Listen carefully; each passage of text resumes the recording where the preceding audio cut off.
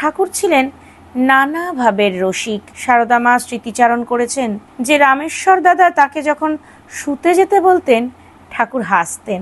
সেই সময় একসঙ্গে শুতুম আর সারা রাত গল্পেই কেটে যেত। মা বলেছেন যে তারা তখন এক শয্যাতেই শুতেন। স্বামী সঙ্গ লাভের সেই তার প্রথম অভিজ্ঞতা। স্বামী শারদানন্দ লীলা প্রসঙ্গে জানিয়েছেন সে সময়ের কথা। শ্রীরামকৃষ্ণের সাহচর্যে নিজের হৃদয়ে সারদা যে অপার আনন্দ উপলব্ধি করেন, তার ফলে তার চলন বলন আচরণ ও সকল চেষ্টার মধ্যে একটা পরিবর্তন এসেছিল। অপরে হয়তো তা দেখতে পেত না, কারণ উহা তাহাকে চপলা না করিয়া শান্ত স্বভাবা করিয়েছিল। সারদা মাও বলেছেন, হৃদয়ের মধ্যে আনন্দের পূর্ণ ঘট যেন স্থাপিত রহিয়াছে।